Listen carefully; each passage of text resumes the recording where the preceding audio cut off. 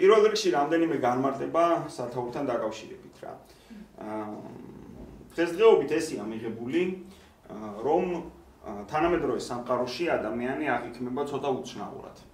განსხვავებით იმისაგან, რასაც თქვათ ლიტერატურა მრავალი საუკუნის მანძილზე ამტკიცებდა. დღეს რაც უნდა ვილაპარაკო, ალბათ იქნება იმისი საწინააღმდეგო, რასაც დაახლოებით თქვენი პროფესიის ადამიანები ყოველდღიურად ამტკიცებენ მასობრივი ინფორმაციის საშუალებებში. გულისხმობ სოციოლოგებს, იურისტებს და ამის გავსი პროფესიის ადამიანებს, შეიძლება პოლიტოლოგებსაც და ასე შემდეგ რა. ჩვენ ვილაპარაკებთ დღეს ადამიანურ თავისუფლებაზე და შევეცდებით ნახევრად ხუმრობით და ნახევრად სერიოზულად ვამტკიცოთ ამბავი, რომ ადამიანი არ წარმოადგენს სოციალურ ცხოველს. და ადამიანი გაცილებით უფრო მეტია, ან საერთოდაც უფრო მეტია, ვიდრე ის, რასაც დღეს ჩვეულებრივ ჩვენ გვასწავლეთ. დავიწყოთ პრინციპული კითხვით. ეხლა არ ვიცი, რამდენად თავისუფალი აუდიტორია მყავს, იმიტომ რომ მე როცა ამ თემას ვკითხულობ ტექსტს, მთავარი კითხვა ზოგადად, რაც ადამიანს შეეხება ჩემთვის და რაც ლიტერატურას მკითხველს ან წერალს შეეხება სულ ერთია, არის ერთი. რა ფერის ტრუსიკი აცვია მას? საცვალის დილობიანად რო ვთქვათ რა. ეს არის პრინციპული საკითხი. ამაზე მნიშვნელოვანი კითხვა პრინციპში ლიტერატურაში უკანასკნელი 50 წელიწადია არ დასმული. ჩვენ ალბათ არ გახსენდებათ ტექსტი, სადაც ეს კითხვა არის დასმული, ეს გახლავთ ძალიან ცნობილი რომანი და თქვენთვის ყველასთვის საყვარელი ფილმი, ვიღაცამ გუგლის ბუდეს გადაუფრინა. ტექსტის მთავარი კითხვა მდგომარეობს ზუსტად ამაში, რა ფერის ტრუსი გაცვიათ თქვენ? და თუ თქვენ გაცვიათ შავი ტინის ტრუსი თეთრი ვეშაპებით, მაშინ თქვენ ჭეშმარიტი ადამიანი ხართ.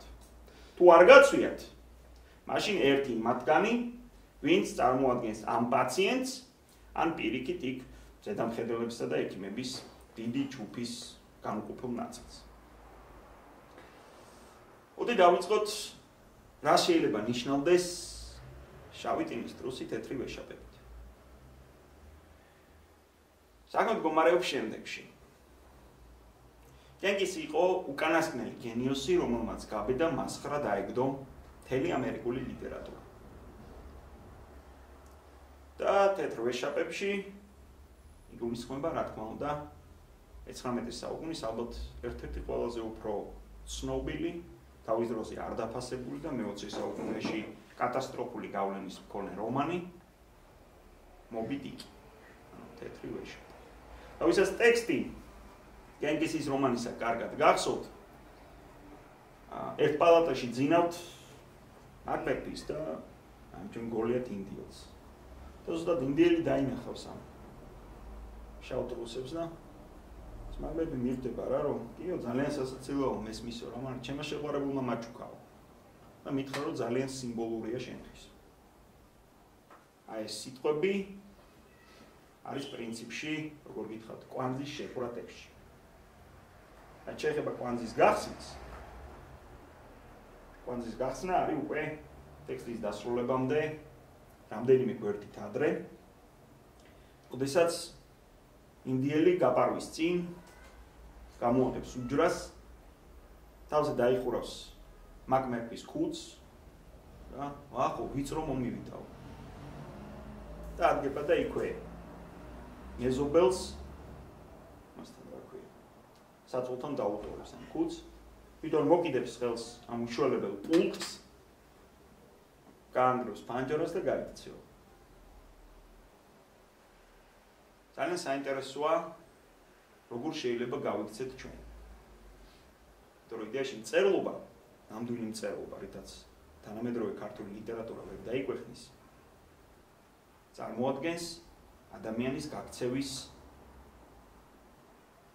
უცნაურზე უცნაურ ისტორიას. მე დარწმუნებული ვარ, რომ ქართული ლიტერატურის ყველაზე უფრო უცნაურ და უსამართლოდ არაპატრიცემულ გმირს, როცა არაპატრიცემულს გულისხმობ რას ცით, არიან გმირები და არის ტექსტები, რომლებსაც როგორც წესი მოსახლეობის უმრავლესობა აღიარებს ხოლმე, ოღონდ აღიარებს არა მათი ნამდვილი ღირსებებთა გამო, არამედ აღიარებს სულ სხვა ფსევდო რაღაცების გამო. მე დარწმუნებული ვარ, რომ ავთანდილს შავი ტინის დროსები ეცვა თეთრი ვეშაპებით. და ჩვენ დღეს შევეცდებით დავამტკიცოთ გარკვეულწილად, ნახევრად ხუმრობით და ნახევრად სერიოზულად. როგორც წეგან თქვი, რომ ავთანდილი იგივე მაგბერფია. და რომ ავთანდილი გახლავთ უბრალოდ გაზრდილი, und კარგად გაზრდილი ტომ სოიერი და ჰეკლბერი ფილმი. დაუბრუნდეთ ქართული ლიტერატურის ამ უცნაურ პერსონაჟს, რომელიც მერე სამწუხაროდ ჩვენდა და ეს ძალიან დამახასიათებელია ჩვენთვის და თუ მერე კითხვა გაგიჩნდებათ, ეს ცალკე სალაპარაკო თემაა და ამაზეც აღვნიშნოთ გმირი, რომელიც ქართულმა ლიტერატურამ დაივიწყა ერთხელ და სამუდამოდ და რომელიც მერე ქართულ ლიტერატურაში აღარასდროს აღარ განმეორებულა. რა აქვს ამ კაცს ისეთი, რაც ალბათ მხოლოდ მაშინ ჰქონდათ ქართველებს, როცა ეს რომანი იწერებოდა, ეს როგორც ჩემი ლექტორი ძახდა ხუმრობით, ეს პირველი ქართული დეტექტიური რომანი, იმიტომ რომ ვეფხისტყაოსანი პრინციპში დეტექტივია. რა დავკარგეთ მაშინ, დავკარგეთ ისეთი, რაც დღესაც არ აგვაქვს. და იქნება ამის ბრალია ყველაფერი ის, თუ რამე პრობლემა ადამიანური თვალსაზრისით დღეს ჩვენ საზოგადოებაში არსებობს. მოდით უფრო ახლოს ტექსტთან. ვინ არის ავთანდილი? ავთანდილი არის დაახლოებით ალბათ შინაგან და უშიშროებათა საქმეთა მინისტრი ერთდროულად ვეფხისტყაოსანში, არაბეთის მაშინდელი იმ მსოფლიოს პრინციპში ერთ-ერთი უძლიერესი სახელმწიფოს პირველი არა და მეორე კაცი, მეფის შემდეგ პირველი და რას აკეთებს ეს კაცი? აკეთებს უკიდურესად უცნაურ და თანამედროვე ცხოვრებისთვის და თანამედროვე მსჯელობისთვის სრულიად ალოგიკურ რამის. ხდება შეყვარებული და ეუბნება, რომ იცი რაო? აი ერთი წლის წინ რომ ვიღაცა კაცი ნახეთ, ტყეში ხო გახსოვს, გაბურძმული ტირალი. კიო როგორ არ მახსოვს? აი ეხა მე მინდა რომ შენ წახვიდე იმის საძებნო და 3 წელი ეძებო. და ჩვენ მთელი ქართული საზოგადოება სრულიად ბუნებრივად აღვიქონთ, რომ კი კაცო, ეს კაცი უნდა წავიდეს, იმ კაცი რატომ უნდა წავიდეს, ხო არ იცით? ამაზე უცნაური ქმედება ქართულ ლიტერატურაში არ არსებობს. კაცი ყველაზე ძლიერი სამეფოს მთავარი მინისტრი უარს ამბობს არა მხოლოდ თავის ქონებას, არა მხოლოდ თავის მდგომარეობაზე საზოგადოებაში, არა მხოლოდ მოპოვებულზე თუ რამე მოუპოვებია ქვეყანას, არამედ უარს ამბობს ყველა იმ ფასეულობაზე, რომელიც დღეს ჩვენ ვიცით. ეს არის ერთგულება, სახელმწიფოსადმი, სამშობლოს სიყვარული, რომელსაც გამუდმებით გვავალებენ. ადამიანური მოვალეობა შენი ქვეშევრდომებისა და სიუზერენის წინაშე. ავთანდილისთვის ყველაფერი სულერთია. და იმდენად სულერთია, რომ მეორე წასვლის დროს ამას პირდაპირ ამბობს. როგორ კაცო, მე ჩემმა შეყვარებულმა გამიჯდა სამშობლოს სიყვარულით დამიჯერთ, აკო? თინათინს ტოვებოდა, სახლს ვერ დავტოვებო? ედავთ? ყველა ის იდეა, რომელიც თითქოს ჩვენ გვაწუხებს, რომელიც თითქოს ჩვენთვის მნიშვნელოვანია და ხელს გვიწყობს იმაში, რომ საზოგადოების ნაწილი ვიყოთ, ავთანდილისთვის სრულიად უმნიშვნელოა. ავთანდილი დაადებს თავს და მიდის თვითონაც არ იცის სად მიდის. მსოფლიო ლიტერატურაში არსებობენ პერსონაჟები, რომლებიც ერთხელ და სამუდამოდ დარჩნენ და რომელსაც სანამ ლიტერატურა იარსებებს, ვერაფერი ვერ ამოძირკვავს. როგორი სამწუხაროც არ უნდა იყოს, ეს პერსონაჟები არ იქნებიან ისინი, ვინც ღრმა ფილოსოფიური ხედვებით გავსებენ თქვენ. ეს პერსონაჟები როგორი სამწუხაროც არ უნდა იყოს. არ იქნებიან არც ოთარანთ ქვრივები, არც თავსაფრიანი დედაკაცები, არც ლელთხუნიები, არაფერი მსგავსი. მსოფლიო ლიტერატურამ დაამტკიცა, რომ ეს ადამიანები არიან ნამდვილი დარტანიანი თავის ძმაკაცებთან ერთად ტომ სოიერი და ჰეკლბერი ფინი და სულ ბოლოს თუ ხუმრობით ვიტყვით და პრინციპში უკვე სერიოზულადაც ასეთი გმირი შეიძლება ნაკლები ხარისხის ლიტერატურულად ამას არავით არის დღეს ჩვენი საუბრისთვის მნიშვნელობა არ აქვს ახლა ცნობილი ეს პატარა სათვალიანი ბიჭი იმ გაუთავებელი რომანების ციკლიდან რომელზეც ასევე გაუთავებლად იღებენ ფილმებს რა აქვს მათ საერთო ეს უცნაურია ავთანდილი არ არის იდეალური ადამიანი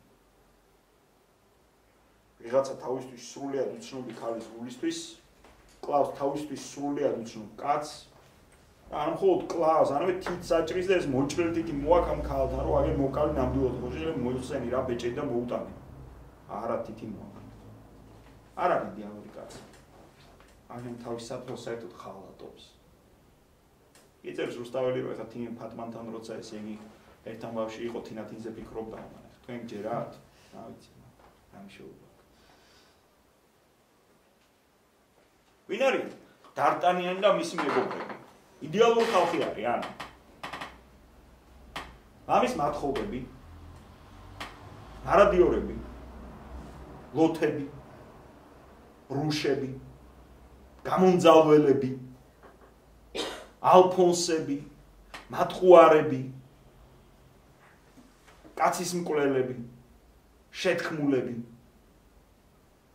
ინეუნა დიდხანს შეიძლება გაწევდეს ისი ვინ შეიძლება იყოს კიდე ადამიანი მე რადგანაც თელი კაცობრიობა გიждდება აი დარტანიანი ათოსი პორთოსი არამისი იღებენ ფილმებს გაუთავებლად იღებენ ფილმებს რა აქვს ამ ტიპებს ისეთი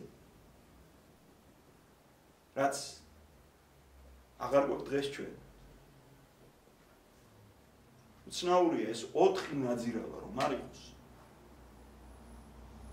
საფრანგეთს დედოფალი არ ეყოლება ევროპაში ხო ომი იქნება გაუთავებელი ინგლისსა და საფრანგეთს ესპანეთსა და საფრანგეთს ავსტრიასა და საფრანგეთს შორის ლუდოვიკო მეფე ხო ძალაუფლებას დაკარგავს და დაკარგავს კარდინალი ხომ გაძლიერდება და გაძლიერდება უბრალოდ მთელი ევროპა დადგება თავდაპირველად ალექსანდრე დიუმამ ასოც არ გიფიქრიათ რატო ქვია საქართველოში ფრანგული კულტურის ცენტრს იმ კაცის სახელი რომელსაც თითქმის არც ერთი რომანი არ დაუწერია მხოლოდ თვითონ რატო არ ქვია ვიქტორ ჰიუგოს სახელი გენიოსი რომანტიკოსის ან სხვაების რა პოლ ვერლენის სახელი არტურ რემბო რატო არ ქვია არტურ რემბოს სახელობის ფრანგული კულტურის ცენტრი ცუდი იქნებოდა არა ალექსანდრე დიუმას სახელობის ფრანგული კულტურის ცენტრი იმიტომ რომ როგორც ბიოგრაფები აღნიშნავენ ეს ხიარული მსუქანა მოღალატე გაფუჭებული კაცი რომელიც ლამის ყოველთვე იცვლიდა საყვარლებს და წესიერად ვეზრდიდა შვილს უცნაურია მაგრამ საკუთარი თავისგან იწერდა პერსონაჟებს ალექსანდრე დიუმა იყო ერთადერთი თავის თაობაში ალბათ ვინც მიხვდა რომ თავარი არ არის იყო კარგი ადამიანი თავარი არ არის საზოგადოების სასარგებლო წევრი იყო არაფერი არ არის საერთოდ მთავარი თავარია იდგე იქ სადაც არ შეგიძლია რომ არ აკეთო ის რაც არ შეგიძლია რომ არ აკეთო და მაშინ მხოლოდ თქვენზე მათყუარებზე, ქურდებზე, ალფონსებზე, ყაჩაღებზე და ნაძირალებზე დადგება მთელი ევროპის ბედი და თქვენ ეს არამზადა ხალხი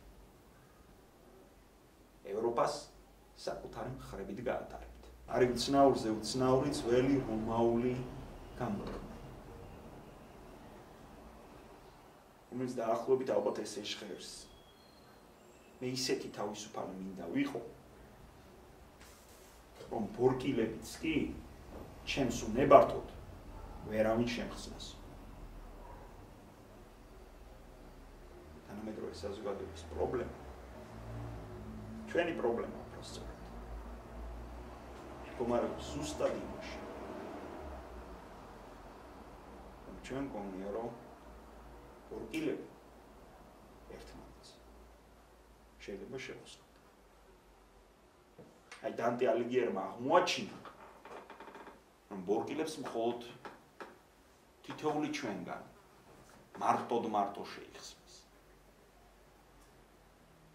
და დღეს მე მოვედი აქ იმისთვის, რომ ვამტკიცო. ადამიანი სოციალური ცხოველი არა. ემოთ არსება. ადამიანი გახლავთ უცნაურზე უცნაური მარტო კაცი, რომელსაც ვერაფრით ვერ გაურკვევია და ალბათ არც არის საჭირო გაარკვიოს, რისთვის და რატომ მოვიდა ქვეყნად. თითოეულ ჩვენგანს ყველას ალბათ ვინც დღეს თბილისში და საქართველოში დადის, აკლია ვაჟკაცობა საიმისოდ, ყველას როცა ვამბობ გულისხმობ არაკატეგორიულ, ასე ვთქვათ, ცნებას ცხადი. აკლია ვაჟკაცობა იყოს მარტო. და საკუთარი მარტოობა ატაროს არა ლოდი, რომლის გამოც მიწაზე ფორთხავს. არამედ ატაროს როგორც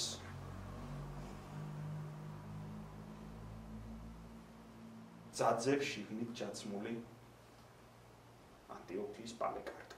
ანუ ქართული ლიტერატურა და ზოგადად ლიტერატურა არ დააბრუნებს აქ ჩვენთან.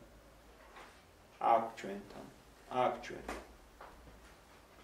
მარტოსუ ოღონდ მამაცი ადამიანის ხატს მანამ ჩვენ აუცილებლად ვიქნებით ჯაყოს ხიზნების პერსონაჟები. ოღონდ არა ჰეპი-ენდით დამთავრებული ჯაყოს ხიზნების.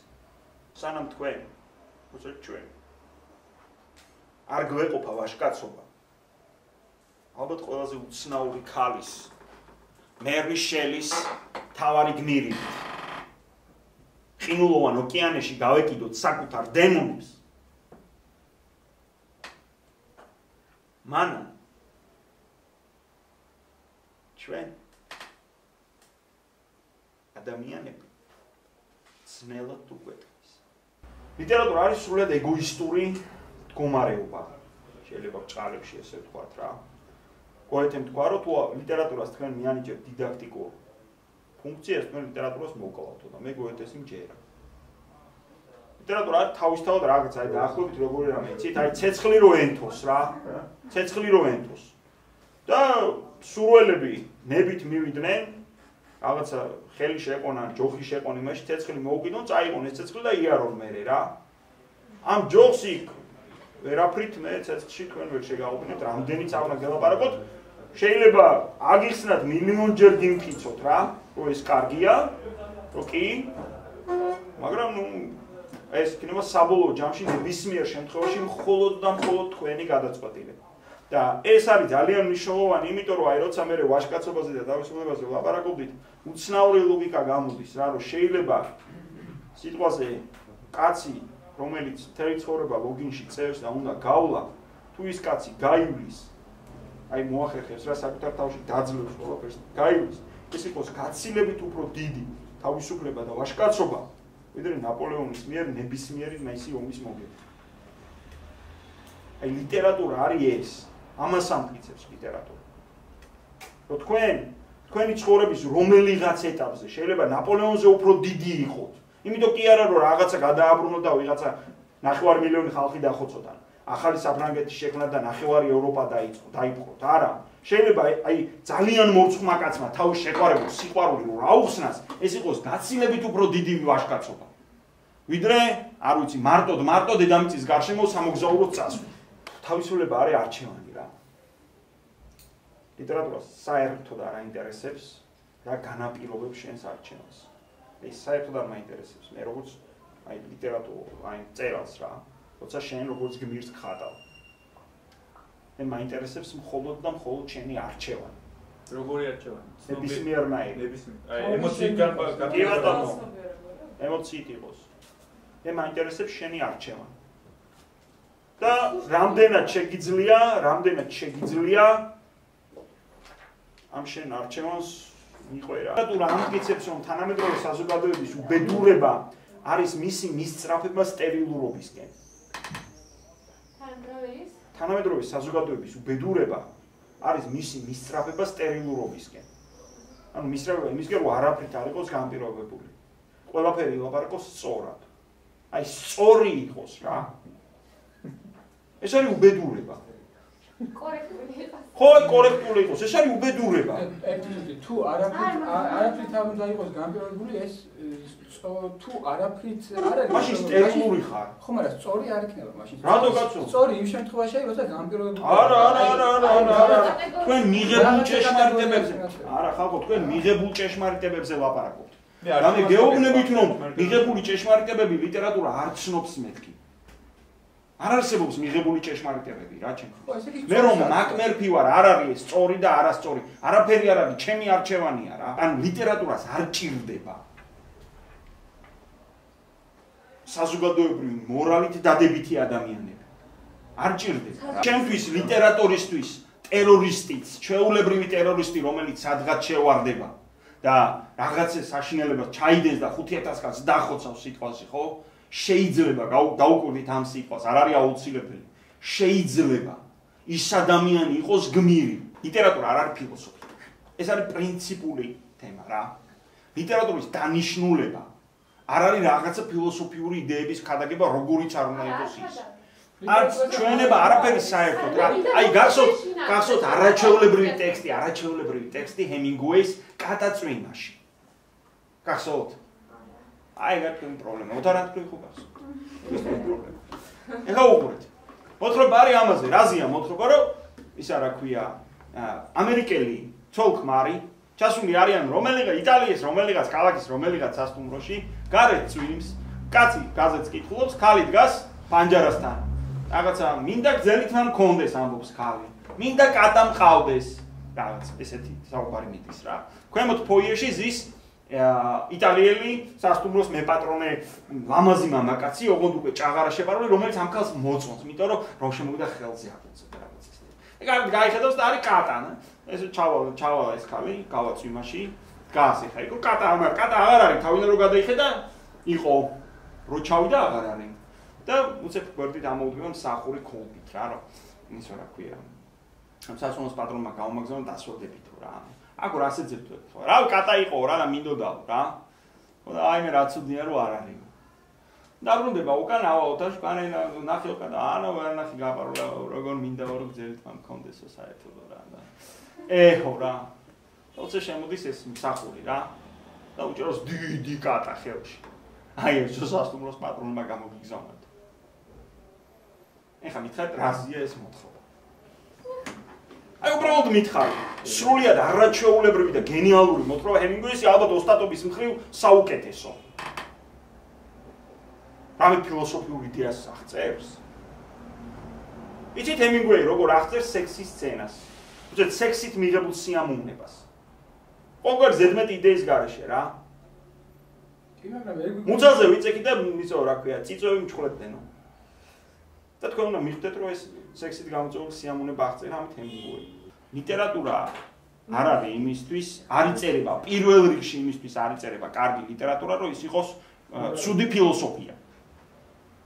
იწერება იმისთვის და იკითხება იმისთვის, რომ მკითხველმა მიიღოს სიამოვნება. რაღაცები კი არ ისწავლოს. უბრალოდ მიიღოს რა. ეს მოთხრობა სინამდვილეში კაცი რომ გაზეთს კითხულობს და ქალს რომ კატა უნდა, რაზეა იცით აი ზაფხულში არ დადეგებზე. ფანჯარასთან არ დამდგარ ხარ წვიმიან ამიჯი გარეთ გასვლა გარეთ რო ვერ გადიხართ როცხელა არაფრის თავი რო არა გაქვთ მოთენთილი რომ ხართ და გინდათ რაღაც ახალი რომელსაც აი სექტემბრიდან გინდათ რომ დაიწყო და თაროგჯერად რო ვერ დაიწყეთ აი მაგაზია ხო რა აი ზაფხულის მოთენთილობაა წვიმიან ამიჯი სიტყვით გადმოცემული ესთეტიკა აკა მორჩილაძე თავის ესეში ჩესტერტონზე თავის ესეში წერს ესეთ რამეს რა რომ ბავშვობაშიო აი დიდრონი წერლების წიგნებს რო ვკითხულობდი მეგონაო რა რომ ლიტერატურა არის რაღაცა ფილოსოფია ტანჯვა და გენიოსების შემოქმედება ჩესტერტონი რო წავიკითხე მივხვდი რომ ლიტერატურა თამაშით შეიძლება იყოს თორემ მართლა შეიძლება იყოს თამაში სრულიად სერიოზულად როდესაც ოვიდიუსი უფრო კლასიკოსი იცით მე ოვიდიუსი თავის მეტამორფოზებში იქ არის ეგეთი სცენა როდესაც ღმერთი და მისი მეუღლე თუ არ ვცდები არის ესა რა ქვია ჰეფესტოსი და მისი მეუღლე აი ესა რა ქვია ცოლთან დაიჭერს იმას რა ქვია მარსს თუ არ ვცდები მარსს და ვენერას ჭავლებს რა და იქ არის ეგეთი ამბავი რა რომ თუ არ ვცდები აპოლონი თუ ჰერმესი ამბობს რა რომ ისე და ყველა ღმერთს მიიყვანს რომ აი რა შვებიან ეს გაფუჭებულებიო რა და ერთ-ერთი ღმერთი ამბობს რა რომ ამეგულება ღმერთი რომელიც არის ის ადგილზე ყოფნას არის უგებდა აი სინამდვილეში ეს არის ლიტერატურა ეგეთ რამდენიც გინდათ ამტკიცეთ რომ ოთარ ამტკივი და კალდიას არა ქვია და ჩვენ სამშობლო უნდა გვიყვარდეს და ძვირფასო 4 წელიწადო ილია ჭავჭავაძე გენიოსი იყო კი ბატონო იყო მაგრამ ილია ჭავჭავაძე შეიძლება გენიოსი იყო მაგრამ აქ არის ერთი მაგრამ რა ლიტერატურას შეიძლება კონდეს სხვა გზაც ზუსტად ისეთივე მნიშვნელოვანი პატივსაცემი და გულში ჩასახუტებელი როგორც ძვირფასო 4 წელიწადო